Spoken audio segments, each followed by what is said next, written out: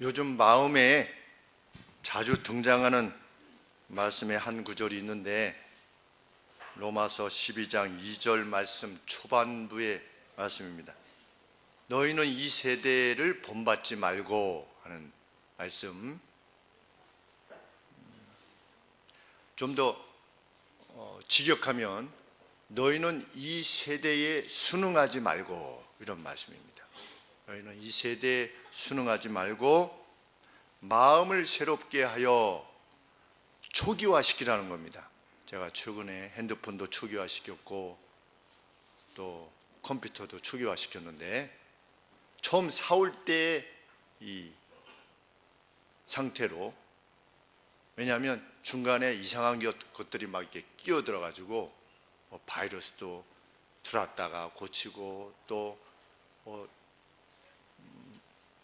새로 업데이트 하겠습니까? OK에서 업데이트하고 수많은 것들이 있는데 초기화시키면 아주 컴퓨터가 단순해지고 깨끗해지지요. 원래의 것으로. 그런데 마음을 새롭게 하여 그랬는데 리뉴해라 하죠. 새롭게 함으로 마음의 새로움을 통해서 마음을 다시 바로잡는 겁니다.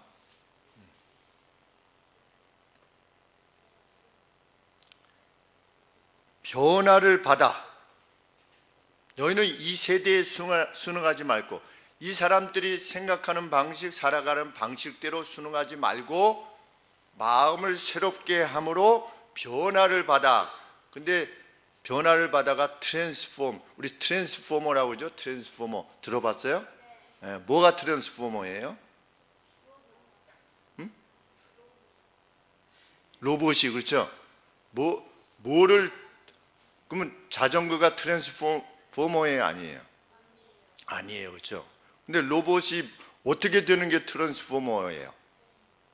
변신하는 거, 그렇죠? 그렇지. 자동차가 로봇이 되고, 그렇죠? 자동차가 비행기가 되고, 이런 게 트랜스포머죠? 그렇죠? 그런데 우리 하나님을 믿는 사람들은 여태까지는 이렇게 살았는데 자동차처럼 사는 거예요. 근데 예수님을 믿은 다음에는 뭐처럼 살으래요? 비행기처럼 살으래요. 완전히 다르게 살아야 된대요. 네. 근데 다시 돌아가지 말래요. 자동차로. 하나님을 믿는 사람은 하나님을 믿기 전의 사람과 하나님을 믿은 다음의 사람하고 완전히 트랜스포머처럼 다른 사람이 돼야 된대요. 어떤 점에 있어서? 사랑이라고 하는 점에 있어서. 그 다음에 정의. 정의는 싸우는 거예요. 여러분, 정의에 대해서 어떻게 생각하십니까? 정의. 이게 우리 이재가 정말 정확하게 말한 거예요. 지금의 세상은 정의를 뭐라고 이해합니까? 싸우는 거로 이해합니다. 싸워서 바로잡아야 된다고 생각하는 걸 정의로 이해해요. 오늘 주제가 그겁니다. 그렇죠?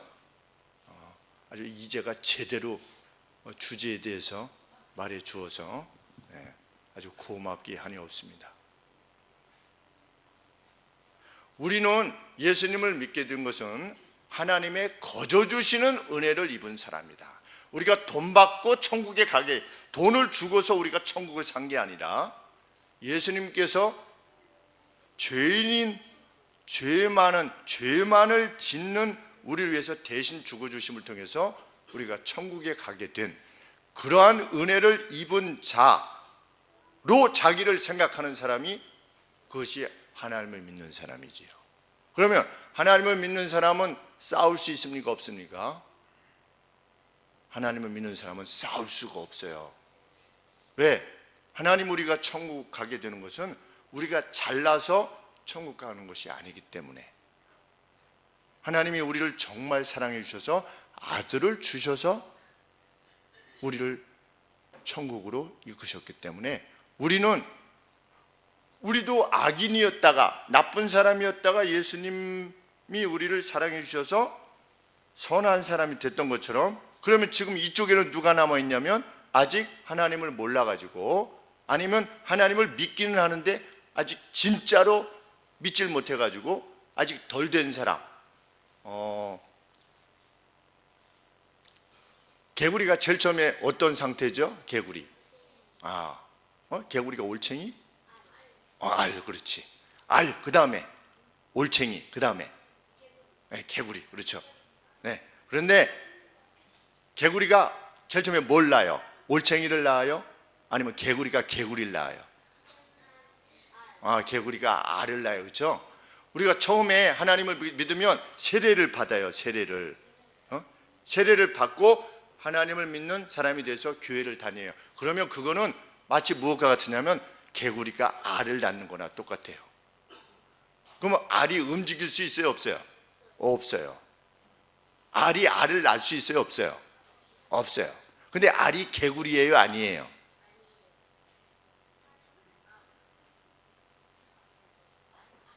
알은 개구리예요, 아니에요?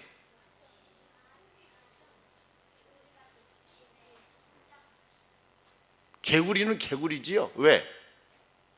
나중에 개구리 알이니까 그게 나중에 뭐가 돼서 올챙이가 되고, 그 다음에 올챙이가 개구리가 되니까. 자, 어떤 사람이 처음 예수님 믿을 때는 어떤 상태예요? 알과 같은 상태예요. 아무것도 할 수가 없어. 예수님을 믿기는 믿는데 그 좀 하나님 잘 믿는 사람하고 좀 달라. 아직 모자란 게 많아. 이 알처럼. 그 다음에 뭐가 돼요? 알에서 올챙이가 되죠, 그렇죠? 올챙이가 뛸 수 있어요, 없어요? 올챙이가 개구리처럼 뛸 수 있어요, 없어요? 없어요. 근데 개구리가 올챙이 보고, 야, 너는 뛰지도 못해? 아유, 너 개구리 맞아? 이렇게 할 수 있어요, 없어요? 없어요. 장위도 모였으니까. 올챙이였다가 이렇게 됐잖아요, 그렇죠? 우리가 예수님을 믿으면서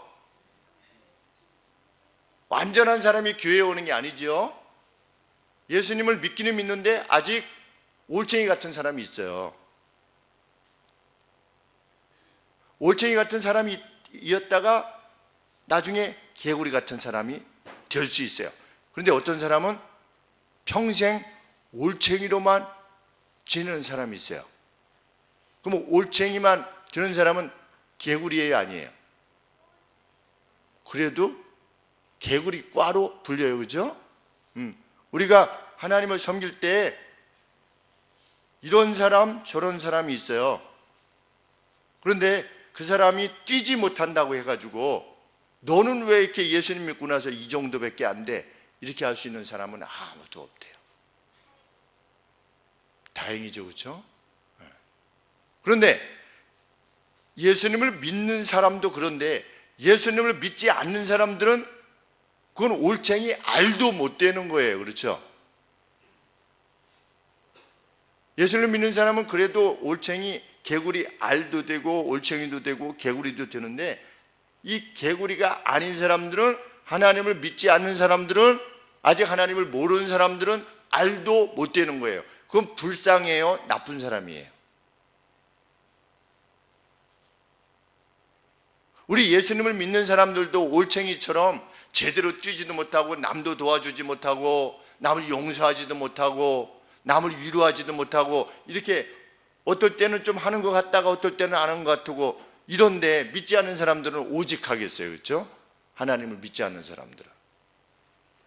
근데 그 사람들이, 하나님을 믿지 않는 사람이 어떤 악을 행했어요. 그럼 우리가 그들을 원수를 갚아줘야 돼요? 하나님은 아니래요. 세상은 어떻게 해요? 세상은 누가 내 눈을 한 대 탁 때렸어. 그러면 이제 어떻게 하고 싶어요? 누가 이제 눈을 탁 주먹으로 때렸어요, 일부러. 그러면 이제는 어떻게 하고 싶어요? 그냥 봐줘요? 그냥 용서해 줄 수 있어요? 우리 이제는 용서해 줄 수 있대요. 야, 그래서 제가 이제 보고, 이제야 너는 나중에 목사님이 되는 걸 한번 생각해봐라. 제가 이제한테 이야기한 내용입니다. 네. 그냥 용서해 줄 수 있을 것 같아요. 이렇게 얘기하잖아요, 그렇죠? 네. 이게 뭐냐? 이 마음이 원래 우리 크리스찬들의 마음이어야 됩니다. 너희는 이 세대에 순응하지 말고 이 세대의 방식에 순응하지 말고. 그러면 정의는 어떻게 하느냐? 정의는 누가 행하신대요? 하나님이 행하신대요. 못 믿겠는 사람은 싸우는 겁니다. 우리 이제가 처음에 말했듯이 정의를 위해서 싸우는 겁니다. 그것을 못 믿는 사람은 싸우는 겁니다. 그런데 그걸 믿는 사람은 하나님께 맡기는 겁니다. 너희는 이 세대를 본받지 말고 새로움으로 너희 마음을 다잡아서 이전과 전혀 다른 방식으로. 제가 가장 힘들어하는 부분 중에 하나가 뭐냐면 차를 운전하다가 어떤 사람이 확 들어올 때, 그때가 아주 가장 시험 당하기 쉬운 때죠. 여전히. 예전에는 쫓아가서 혼내주기도 하고 앞을 가로막기도 하고 목사가 되고 나서도. 그런데 우리 신평IC에서 제가 직진하고 있는데 갑자기 옆석에 끼어들었어요. BMW가 끼어들어, 큰 차가 확 뜨는데 정말 부딪힐 뻔했어요.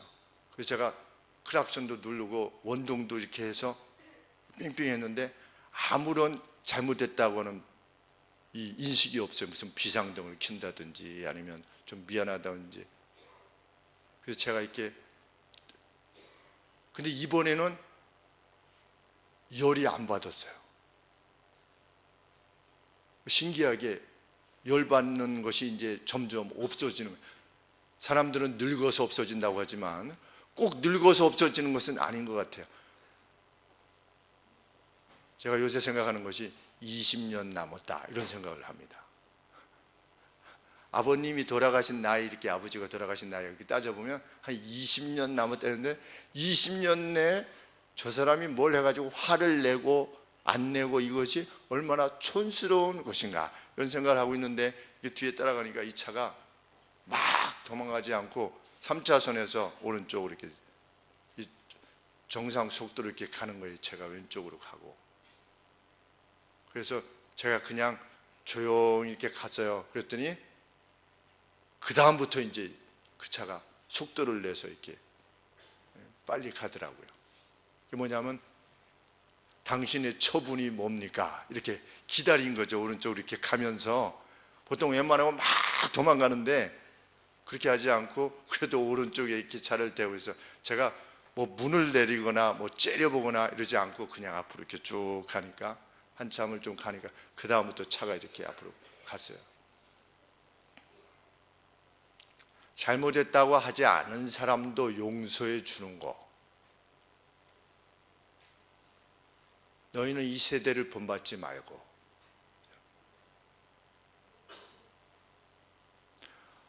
요새는 정말 가치관이 참 혼란스럽죠. 무엇이 진짜 정의인가? 정의란 무엇인가? 여러분 읽어보셨습니까? 책? 하버드 대학 교수가 와서 이렇게 강연도 하고 책도 쓰셔서 저는 읽어봤습니다.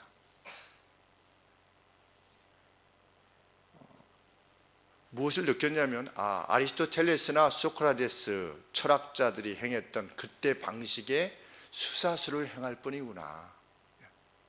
플라톤의 국가론을 읽었을 때 그 느낌, 그것을 인용해서, 그러니까 직접 그 말을 인용하지는 않지만 그 방식을 사용하는구나. 하버드 대학도 실은 그렇게 성경 말씀을 제대로 알고 있으면 그렇게 뛰어난 게 아니구나.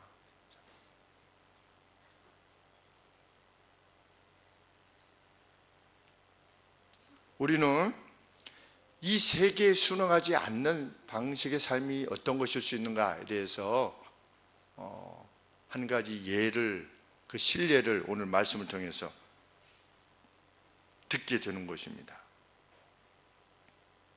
이 세상의 방식에 순응하지 않기를 원했던 하나님의 사람.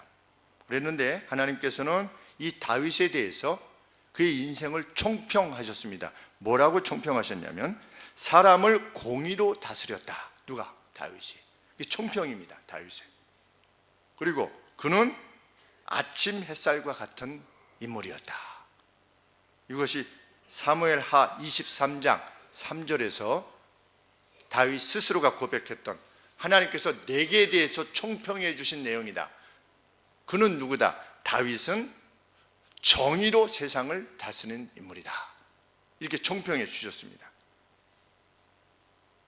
하나님 나라, 세상의 나라가 아니라 하나님의 나라의 백성으로서 또는 왕으로서 행했던 바가 그 무엇이었는가를 다윗의 생애를 살펴보면 정의라는 것이 무엇인가 알게 되고 세상 정의와 무엇이 다른가를 알게 될 수 있게 되겠기에 오늘 이 본문을 택해 보게 되었습니다. 다윗이 지금 엄청 화가 났습니다. 그래서 사람을 죽이러 가고 있습니다. 400명을 데리고 칼을 차고 사람을 죽이러 가고 있습니다. 상대는 나발이라고 하는 사람입니다. 근데 나발이라고 하는 뜻이 뭐냐면 foolish다 라고 하는 뜻입니다. fool, 그래서 멍청이다 이런 뜻입니다. 참 아버지도 참 대단합니다. 자기 아들 이름을 멍청이다 이렇게 진 겁니다. 오늘 그러니까 김바보 이렇게 진 거예요. 그러니까 나발의 이름이 김바보예요. 나발, 이게 바보다 이렇게 졌어요. 근데 누구 앞에 바보냐? 누구 앞에 바볼까요? 사람들에게 바보가 아니라 하나님 앞에서 바보. 사람들 앞에서는 부자였어요. 양이 몇천 마리래요? 양이 3천 마리래요. 양 한 마리에 10만 원만 잡아도 얼마예요? 3억이에요. 여기 성경에 보면 심히 부자라. 그냥 부자가 아니라 엄청 부자. 염소가 1000마리였대요. 엄청. 양이 3천, 염소가 1000마리. 얼마나 부자인지 알 수 없어요. 세상적으로 보면 바보가 아니었어요. 근데 하나님 보기에는 바보였던 거예요. 나발. 이름이 잘 생각나지 않으면 나불대지 마라 이렇게 생각하면 돼요. 다윗이 왜 그렇게 화가 났냐면 나발이 자기를 막 모욕했기 때문이에요. 모욕이라고 하는 건 뭐냐면 아유 저런 바보 이렇게 했기 때문이에요.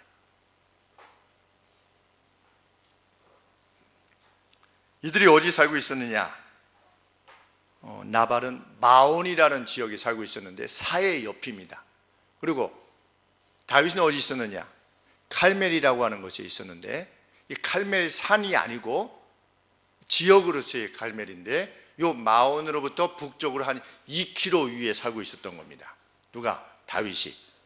마온은 남쪽에 살고 헤브론 남쪽에 사해 옆에 살고 있었는데 평소에 어떻게 한 겁니까? 다윗 일행이 요 나발이 양을 칠 때, 나발의 그 양치기들이 양을 칠 때 또는 염소를 칠 때 다윗이 이렇게 보호해 준 거예요. 그때는 나라가 큰 나라로 이루어지지 않았기 때문에 각각 교화에 있으면 교화에서 대장이 있었어요. 교화 대장이 마음대로 하는 거예요. 운정이 있으면 운정 대장이 마음대로 하는 거예요. 그래서 누군가 들어오면 야, 너 돈 좀 내. 너 여기 와서 양 풀을 뜯게 하니까 너 양 중에서 30마리 나한테 내. 안 내? 너 죽여? 막 이렇게 할 수 있었어요. 그럴 때 다윗이 누굴 지켜줬냐면 나발이 보냈던 양치기들을 지켜줬어요. 근데 어느 정도로 지켜줬냐? 마치 담처럼 지켜줬대. 이렇게 담처럼. 그런데 다윗이 무슨 이야기를 들었냐면 그 나발이 털을 깎는다는 이야기를 들었어요. 양털을 깎는다는 이야기를 들었어요. 그런데 양털을 깎는 날은 축제의 날이었어요.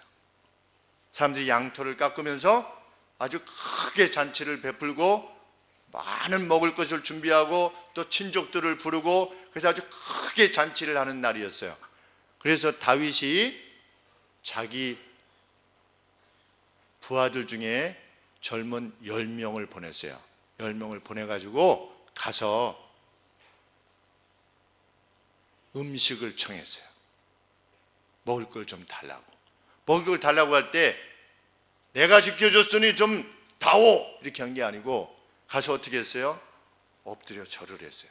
누가? 다윗이 보냈던 다윗의 부하들이 가서 엎드려 절을 하면서 뭐라고 말했냐면, 우리가 들에 있을 때 당신들의 그 양치기들, 양떼들을 보호해 줬는데 보호해 줬다고 해가지고 우리가 좀 뭐 좀 내놔라 이렇게 하는 게 아니고, 우리가 보호해 준 것에 대해서 조금이라도 뭐라도 좀 주시면 감사하겠습니다. 저희들은 당신의 종과 다를 바가 없습니다. 저희에게 좀 도움을 주셨으면 좋겠습니다. 그리고 우리 주인이었던 다윗이 당신의 아들이라고 말할 정도로 지금 마음을 낮추어서 먹을 것을 요청하고 있습니다. 제발 저희를 도와주십시오. 이렇게 가서 공손하게 먹을 것을 청했어요. 그래서 나발이 어떻게 했어요? 나발이 도대체 다윗이 누구냐? 그랬어요. 다윗에 대해서 알았을까요? 몰랐을까요? 당연히 알았죠. 몇 킬로 떨어져 있었다고요? 2킬로. 그럼 여기서 저 운정 무슨 큰 마트 뭐죠? 홈플러스 거리 한 그 정도 뭐 이렇게 떨어져 있는데 그걸 모를 리가 없잖아요. 그렇죠? 그런데 다윗이 누구라고 감히 나한테 이렇게 말하면, 다윗을 모욕했어요. 아주 멸시한 거예요. 그 다음에 누구를 멸시했어요? 다윗의 아버지를 멸시했어요. 그 이새의 아들이라며, 그 애비 이름이 이새라며, 이렇게 말한 거예요. 아버지도 모욕했어요. 그 다음에 뭐라고 했냐면, 세 번째로 그 다윗 그놈은 사울로부터 도망친 놈이라며, 이렇게 모욕을 한 거예요. 그 어디 있냐면 10절 말씀에 오늘날 각기 주인에게서 도망친 놈들이 많더라. 그러니까 다윗을 아주 모욕한 거예요. 너 사울에게 있어야 되는데 사울로부터 너 도망친 놈이라며, 가서 그렇게 하리라, 막 이런 거예요. 그러면서 내가 내 고기를, 내 종들을 위해서 준비한 고기를 너희들한테 준다고 말도 안 되는 말을 하고 있구나, 이렇게 막 모욕을 준 거예요.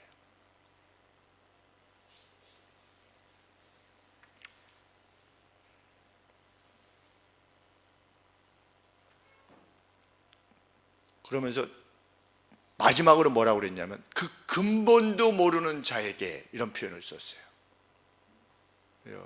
우리 아동들은 이해하기 어렵지만, 그 근본도 모르는 자에게 내가 내 것을 주겠다고? 우리 소극적 거부라는 게 있죠. 소극적 거부. 만일 여러분들 같으면 주기 싫으면 어떻게 말할 것 같아요? 혹시 주기 싫었으면? 권율이, 나발인데 내가 좀 주고 싶지 않아. 그러면 권율이 같으면 어떻게 말할 것 같아요?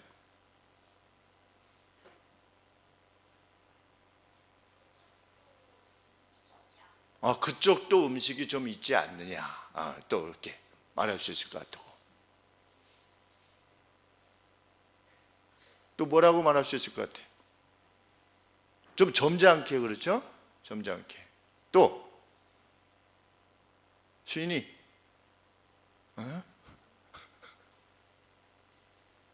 민우,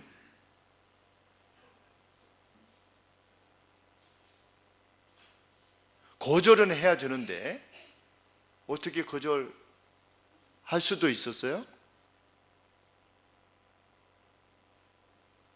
우리가 음식을 준비하긴 했는데 우리 먹을 것도 사실상 어떻다? 조금 모자라니까 미안하다, 이렇게 할 수 있잖아요. 그렇죠? 근데 그렇게 돌려보낼 수 있었는데, 나발이 무슨 뜻이라고요? 바보라는 뜻이에요. 그렇죠? 바보가, 어떤 사람이 바보예요? 소극적으로 거부해도 미안해 이렇게 거부해도 되는데 다윗이 지가 뭔데 이렇게 거부한 거예요. 그 사람이 뭐냐? 그런 사람이 어리석은 사람인 거예요. 돌아왔어요. 돌아와서 다윗에게 말했어요. 이렇게 우리가 가서 말했더니 나발이 이렇게 주인을 모욕했습니다. 그랬더니 다윗이 어떻게 했어요? 야, 다들 모여. 다들 모여. 200명은 여기 총 600명이었는데 200명은 여기 지키고 있고 400명은 다 칼차. 다윗도 별 수 없었어요. 화가 났어요. 그죠? 가서 어떻게 하겠대요? 누굴 죽이겠대요? 나발만 죽이겠대요? 나발의 집안에 있는 모든 남자는 죽일 거래요. 그러면서 하나님의 이름으로 맹세까지 해요. 내가 내일 아침까지 나발의 집안에 있는 한 남자라도 만약에 살려준다면 하나님이 내게 벌을 내리실지니라. 이렇게 하나님 앞에 맹세까지 해요. 분노에 차 있을 때는 무엇을 확신하냐면 내가 판단하는 것이, 내가 결정하는 것이 100% 옳다라고 판단을 해요. 심지어는 사람을 죽이는 것까지 옳다라고 판단을 해요. 그것이 뭐냐면 세상의 방식이에요. 다윗도 순간 어떻게 된 거예요? 마귀에 의해서 순간 마음이 바뀐 거예요. 우리가 화날 때에는 뭐가 이렇게 마음이 이렇게 언짢아지고 화나고 미워지고 시기해지고 이러면 우리가 하나님의 방식으로부터 떠났다고 하는 사실을 기억해야 돼요. 그래서 칼을 차고 갔어요. 다윗이 가고 있는 동안에 누가 등장하냐면 나발의 부인이었던 아비가일이 등장을 해요. 근데 이 아비가일에게 한 여종이 있었어요. 여자 종이 있었는데 그 여자 종이 아비가일한테 있었던 사실을 말해주는 거예요. 이 여종이 대단한 여종이에요. 여종이 뭐라고 말했냐면 우리 양치기들이 들어있을 때 더 다윗이 지켜주어서 그 어떤 것도 잃어버리지 않았습니다. 그래서 다윗이 우리에게 밤낮으로 담장과 같았습니다. 울타리 같아가지고 우리가 손해를 하나도 보지 않았습니다. 그런데 우리 주인이, 나발이라고 하는 주인이 그들이 도움을 요청했을 때 그들을 아주 모욕하고 멸시하고 보냈습니다. 그러므로 이제 아비가일이여, 나의 여주인이시여, 이제는 당신이 무엇을 해야만 하는가를 아시고 심사숙고하십시오.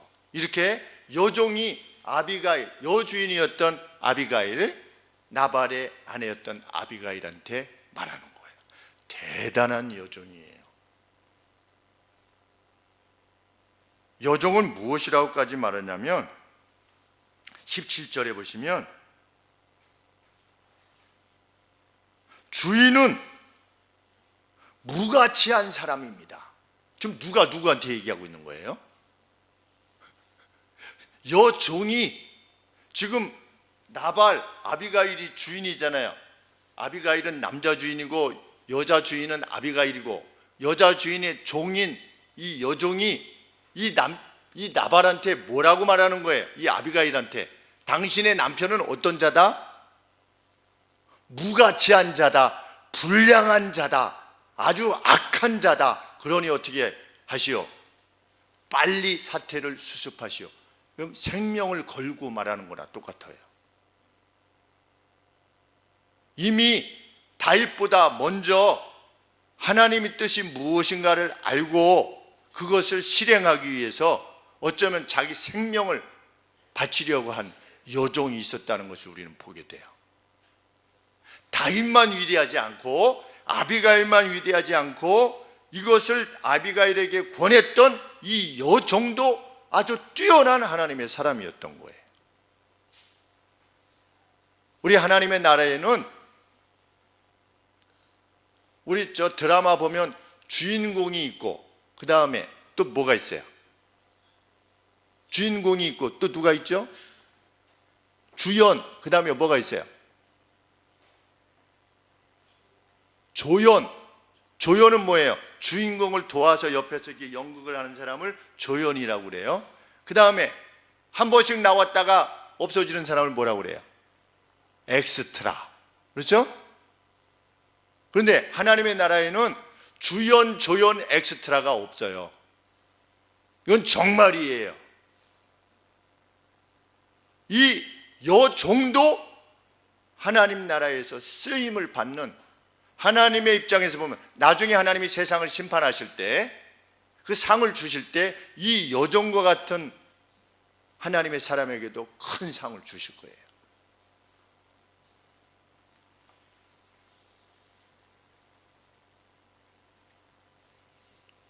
여종은 다윗 편이냐 우리 편이냐 이렇게 생각하지 않았어요. 무엇이 진짜 옳은 것이냐에 대해서 생각했어요. 다윗이 자신들을 선대했음을 기억했어요. 자기들에게 잘해주었음을 기억했어요. 그리고 자기 주인이 그들을 멸시한 것은 악한 것이라고 입으로 말을 했어요. 마치 나아만 장군 때에 나아만 장군 집에 잡혀갔던 이스라엘 여종과 마찬가지예요. 나아만 장군 기억나죠? 무슨 병이 걸렸었죠? 문둥병에 걸렸었어요. 그렇죠? 문둥병에 걸렸는데 나아만이 어떻게 해서 이스라엘로 내려와서 나음을 받게 되었냐면, 나아만이 이스라엘에 쳐들어와 가지고 이스라엘 여자를 잡아갔어요. 여학생을 잡아갔어요. 우리나라로 치면 여학생을 잡아갔는데, 이 여학생이 잡혀간 나아만 집에서 살면서 자기 주인이 나아만이 병에 걸렸다고 하는 것을 마음속으로 어떻게 생각했어요? 나를 잡아온 저 나아만 저 문둥병에 걸려서 빨리 죽어라, 이렇게 했어요? 이렇게 하지 않았어요. 그 여종은 심지어 자기를 잡아온, 그래서 노예로 삼은 그 나아만이 문둥병에 걸려가지고 괴로워하는 것을 보고 불쌍히 여겼어요. 그래서 자기 여자 주인에게 뭐라고 그랬어요? 나아만 장군이, 우리 주인이 이스라엘에 가면 그 낚일 수 있는데 참 안타깝습니다. 그래? 그 소식을 들었던 여주인이 자기 나아만한테 얘기해가지고 나아만이 이스라엘에 와가지고 나음을 받아서 갔잖아요. 그렇죠? 그러면 처음 시작이 누구로부터 시작한 거예요? 그 여종으로부터 시작되는 거예요.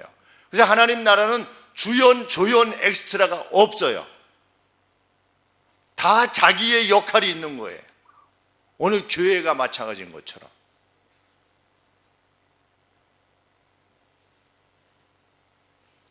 아비가일이 이야기를 듣고 급히 예물을 준비해서, 많은 예물을 준비해서 다윗을 맞으러 갑니다.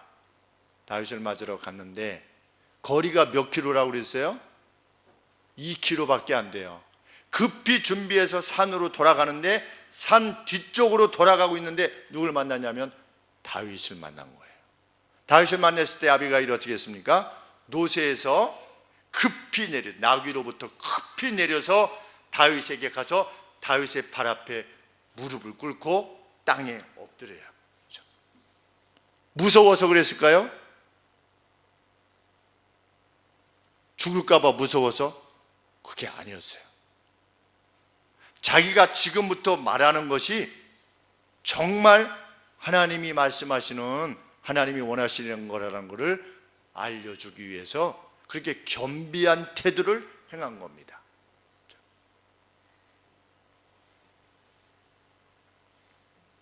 아비가일이 뭐라고 말합니까?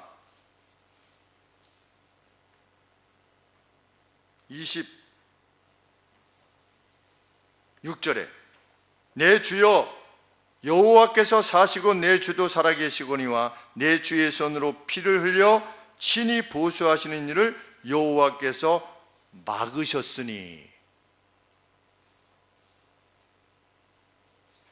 막으셨으니 그랬어요. 지금 막았습니까? 안 막으셨습니까? 지금 다윗이 복수를 그쳤습니까? 아니면 지금 복수하러 가는 중입니까? 가는 중이에요. 근데 아비가일이 중간에 와가지고 만나가지고 다윗한테 뭐라 그랬냐면 여호와 하나님이 당신이 당신의 손으로 피를 흘려서 복수하시는 것을 막았습니다. 이렇게 말을 해요. 왜? 왜 막았다고 말을 했을까요?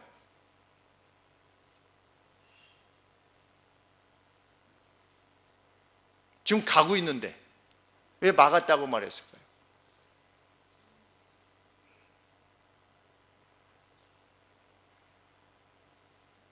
다윗이 자기 말을 듣고서 어떻게 할 것을 확신한 겁니까? 돌아갈 것을 확신했기 때문입니다. 다윗은 하나님의 사람이라는 것을 확신했기 때문입니다. 자기가 하나님이 원하시는 뜻이 이것이라고 하는 사실, 하나님께서 하나님의 나라를 이끄시는 방식은 지금 다윗이 하려고 하는 방식이 아니라고 하는 것을 가르쳐주면, 고언하면 다윗은 분명 돌아설 것이라고 확신했기 때문입니다. 그래서 그렇게 말한 것입니다. 내 주의 원수들과 내 주를 헤아려 하는 자들은 나발과 같이 되길 원하이다. 당신은 돌아갈 것이요 하나님께서 나발을 대하실 것입니다. 나는 그것을 확신합니다. 참 이 아비가일이라는 인물이 얼마나 참 현숙하고 하나님에 속한 여인이었는가를 알게 됩니다. 그런데 참 역설적이지요. 나발과 같은 자 옆에 아비가일과 같은 여인이 있는 겁니다. 오늘 우리도 그럴 수 있는 겁니다. 정말 마음에 들지 않는 배우자 옆에 있을 수 있어요. 아비가일처럼 있을 수 있어요. 변하지 않아도 있어주는 겁니다. 그가 선하기 때문만 있어주는 것이 아니지요. 하나님의 사람은 그렇게 옆에 있는 겁니다. 저희 외조목께서 평생 한 번도 월급을 갖다 주시지 않아야 했던, 그렇게 하실 수 없으셨던 외할아버지를 한갑 때 돌아가실 때까지 친히 먹이시고 입히시고 그 평생의 한을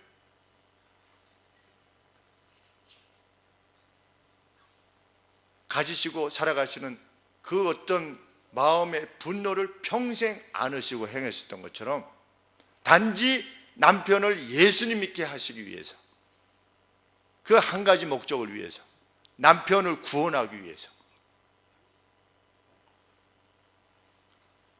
아비가일이 그렇게 옆에 있었던 것처럼, 그것이 성공을 하든 성공하지 못하든 관계없이 하나님의 사람은 그렇게 행하죠. 그것이 이 세대와 다른, 이 세대와 순응하지 않는 그리스도인의 용기입니다. 한 번 죽는 것, 문상희 교수님의 말씀대로 한 번 죽는 것은 한 번 결정하면 된다. 그렇죠? 뛰어내리기로 한 번 결정하면 한 번 결정하면 되지만, 아비가일과 같은 삶은 평생 매일 매 순간마다 결심해야 된다. 그건 매번 죽는 거다. 그렇죠?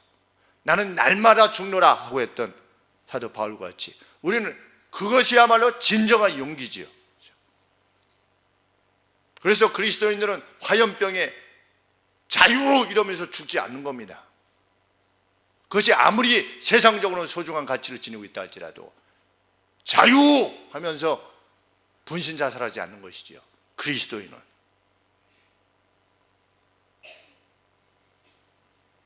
매일을 견디면서 사는 것입니다. 이기면서 살려고 하고.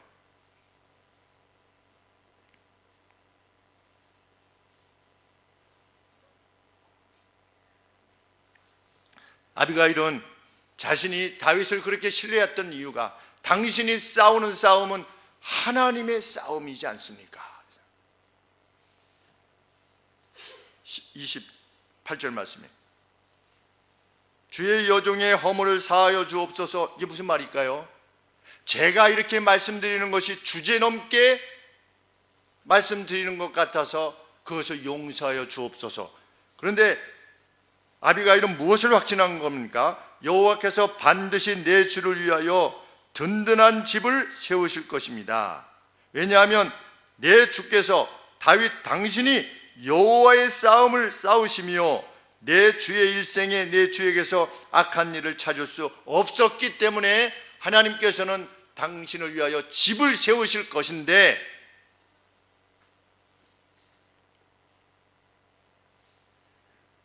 30절 말씀에 여호와께서 내 주에 대하여 하신 말씀대로 모든 선을 내 주에게 행하사 내 주를 이스라엘의 지도자로 세우신 때에 그날이 반드시 올 것인데, 내 주께서 무죄한 피를 흘리셨다든지 내 주께서 친히 복수하셨다 함을 인하여 슬퍼하실 것이 없고 내 주의 마음에 걸리실 것도 없게 되어야만 할 것입니다. 참, 이것이야말로 하나님의 백성이 지닌 현숙함입니다. 당신 분명히 하나님께서 이스라엘의 왕을 세우실 것인데, 그때 내가 그때 무죄한 자의 피를 흘렸구나. 이건 무슨 말입니까? 지금 다윗이 칼을 가지고 나발을 죽이는 것은 무슨 피를 흘리는 거다? 무죄한 자의 피를 흘리는 것이다. 나발이 무죄합니까? 무죄하지 않습니까? 어떻게 생각하십니까? 나발이 죄가 있습니까? 없습니까? 없죠. 그렇죠? 모욕한 거 그게 죽을 죄입니까? 아니죠. 그런데 다윗은 어떻게 생각한 겁니까? 그것이 죽을 죄라고 생각한 겁니다. 사람이 한번 격정에 쌓이게 되면, 자신의 판단에 걸리게 되면, 세상의 방식대로 행하게 되면 자기에게 모욕을 준 것이 죽을 죄라고 생각하는 겁니다. 그리고 내가 친히 죽여야만 속이 시원한 겁니다. 그것이 세상의 방식입니다. 다윗도 일순간 시험을 받은 겁니다.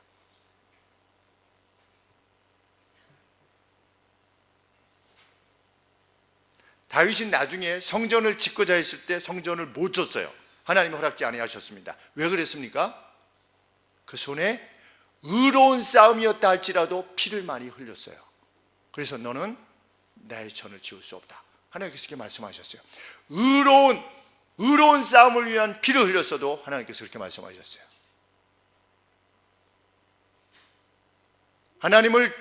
하나님의 손으로서 악을 대적하여 싸워서도 그렇게 한 것입니다. 그런데 나발을 죽이는 것은 개인적 원수됨으로 죽이는 겁니다. 내가 모욕당해서. 여러분들 일생을 살면서 어떻게 생각하십니까? 일생을 살면서 누군가 나를 모욕했다고 생각할 때 내가 가만두지 않겠다고 그러죠. 보통은. 그래서 와신상담. 성경에는 와신상담이 없지요. 내가 한번 잘 돼가지고 한번 내가 원수를 갚으면, 대부분 드라마가 그거 아니겠습니까? 옛날에 돌아온 외팔이, 어렸을 때 돌아온 외팔이라고 하는 영화가 있었는데, 아버지가 죽어서 아들이 뭐 하다가 이렇게 팔이 하나 없어졌는데, 그 와중에서 없어졌는지 못 쓰는데 한 칼만, 한 손으로만도 가지고 원수를 갚는 돌아온 외팔이를 제가 보면서 어린 마음에 4살, 5살짜리였을 때도 아주 얼마나 가슴이 후련했던지. 그러면 다시 그 사람에 의해서 죽임을 당한 사람의 아들이 다시 돌아온 외팔이가 되겠죠. 그렇죠? 그 일생이 그렇지 않습니까? 그것이 세상이 행하는 방식이다. 악은 복수에 의해서 결코 해결되지 않는다. 그것이 하나님의 명백한 말씀입니다. 하나님께 맡겨두라. 너희는 아비가일이 그렇게 전한 겁니다. 다윗의 마음에 호소합니다. 그러자 다윗이 어떻게 합니까? 이내 돌아섭니다. 이것이 다윗의 위대함입니다.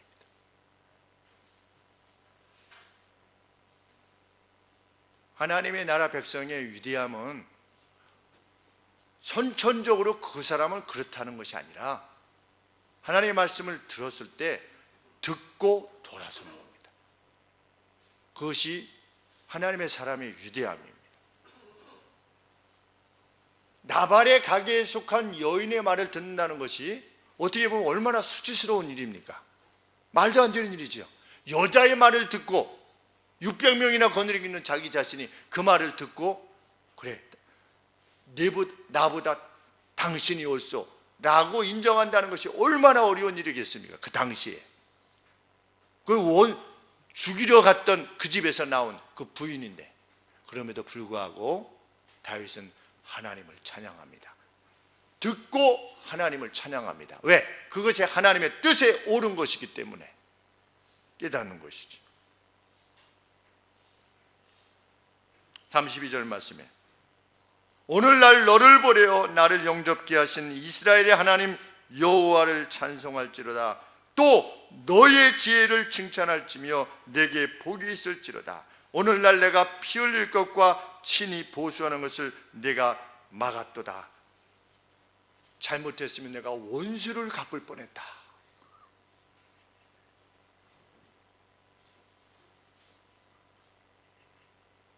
성경은 10일 뒤에 여호와께서 나발을 치셨다.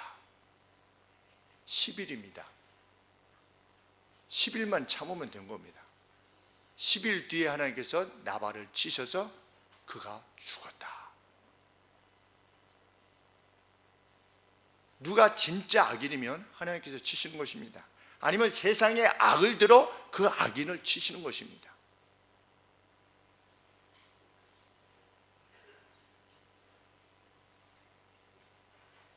나발은 하나님이 치실 만큼 악한 자였습니다. 그럼에도 불구하고 하나님이 치실 만큼 악한 자였음에도 불구하고 하나님께서는 다윗이 친히 보수하는 것을 막으셨습니다. 너희는 이 세대를 본받지 말고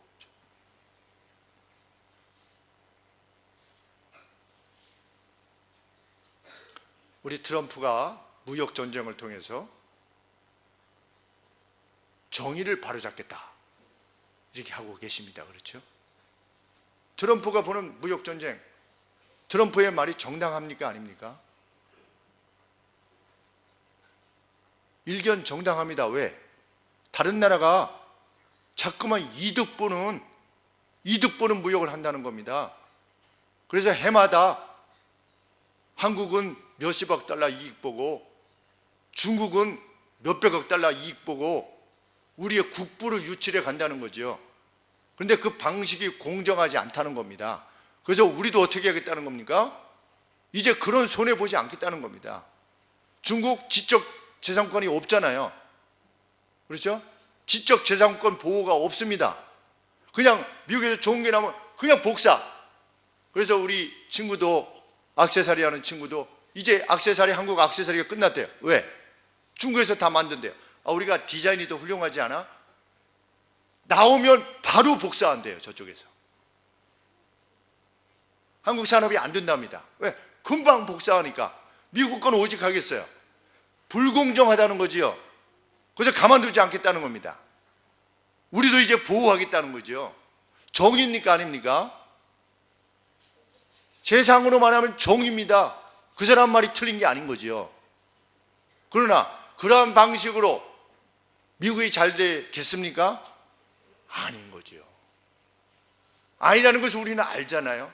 근데 우리 개개인의 삶에 있어서는 저거는 아닌 줄 아는데 우리 개개인의 삶에서는 이 나라에 있어서 되어지는 어떤 일들에 대해서는 그렇게 생각하는 겁니다. 악을 징벌해야만 바로잡을 수 있다. 볼셰비키 혁명이 일어났습니다. 황제가 아주 그냥 소련 국민들을 막 핍박하고 자기가 권세를 누렸지요. 볼셰비키 혁명이 일어났지요. 그래서 그 화면을 보니까 모든 국민들이 막 환호하고 서로 얼싸안고, 우리 2002년도에 4강 올랐을 때 그때처럼 막 모르는 사람하고도 막 얼싸안고 이제 자유가 왔다고 막 이렇게 했어요. 악을 물리쳤다. 막 반란이 일고 뭐 아주 복잡한 상황 가운데. 그러다 결국 누가 잡았습니까? 러시아 혁명이 있고 난 다음에, 그 다음에 얼마 안 돼서 볼셰비키 혁명이 일어났어요. 그래서 레닌이 일부의 군대를 가지고 주요 거점들을 장악했어요. 그래서 어떻게 됐습니까? 황제 시대보다 겪어보지 못했던 수천만 명이 살해됐습니다. 수천만 명이 죽었어요. 숙청, 공산주의에 의해서. 초반에 시작할 때는 이거를 복수하고 이걸 끝내고 하면 우리에게 뭐가 올 것이다. 그러나 성경은 뭐라고 말하고 있습니까? 세상에 유토피아는 없다. 말세로 가면 갈수록 사람은 자기를 사랑하며 악을 악으로 악을 복수하면 무엇이 제대로 되겠다? 그게 세상의 유토피아죠. 그 이 세상의 방식입니다. 오늘도 그것을 신뢰하는 자들이 있지요.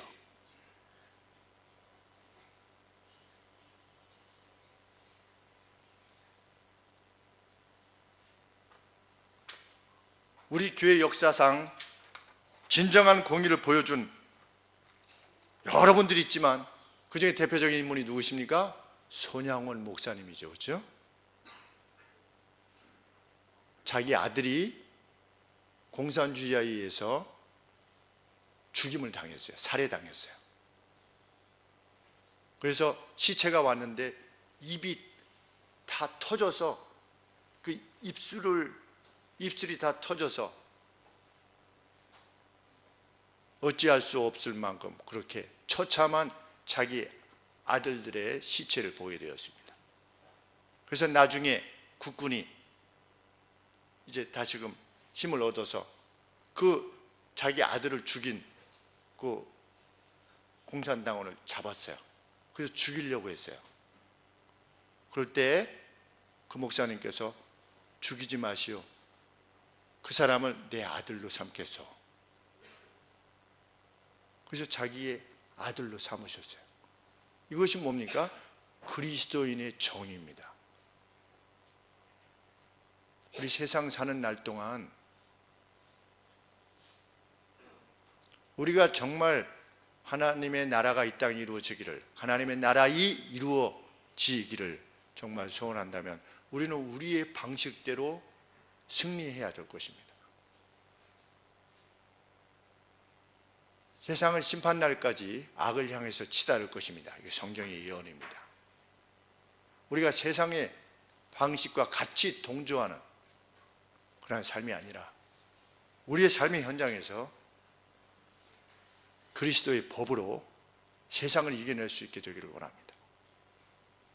그것이 우리나라를 새로 바꾸지 못할 것입니다. 그렇게 세상이 바뀌어진 적은 없기 때문입니다. 그러나 우리는 그 싸움을 계속 싸워나가야만 됩니다. 그래서 그 싸움을 보는 무엇이 하나님의 뜻인가를 입증하라고 그랬습니다. 너는 변화를 받아 하나님의 기뻐하시고 받으실 만하고 온전하신 하나님의 뜻, 하나님의 의지가 무엇인가를 세상에 프루브해라, 증명해라. 그래서 우리 주변의 사람들이 우리를 통해서 그리스도를 알게 되는 것, 이것이 우리의 최종 목적이 될 것입니다. 진실로 이 선한 싸움에 용기를 내서 싸워가시는, 자기의 희생을 통하여 세상을 변화시키는 우리 하나님의 성님들이 되시기를 소원합니다. 기도하겠습니다. 하나님, 이미도 이 선한 싸움을 싸우고 계시는 주의 성도들이 계시는 줄 믿습니다. 하나님, 힘주시고 우리의 마음이 격정에 혹 사로잡히는 때가, 심지어 그때가 있다 할지라도 하나님께서 말씀을 읽을 때 또는 주변 성도들을 통해서, 또한 설교 말씀을 통해서, 또 경건서적을 통해서 말씀을 주실 때 하나님 이내 우리가 벗어났던 그 길로 다시 돌아오게 하여 주시옵소서. 그 누가 보아도, 어느 진영에서 보아도 하나님 의롭고 선함이 누구에게나 인정될 수 있는 그런 복스러운 삶을 살 수 있도록 하나님 도와주시옵소서. 아버님을 이제 하나님 나라에 보내드린 우리 김태영 집사님을 주께서 위로하시고 그 가정을 위로하여 주시고 하늘의 소망이 하나님 그 가정이 넘쳐날 수 있게 되기를 소원합니다. 우리 양정아 집사님 또 할아버지께서도 세상을 떠나셨는데 아버지 사랑하는 딸에게도 큰 위로를 허락하여 주시기를 간절히 소원합니다. 오늘 이날 아버지의 자유로운 나라에서 마음껏 주께 예배드릴 수 있게 해주심을 진실로 감사드리오며 우리 주 예수 그리스도 이름으로 기도합니다. 아멘.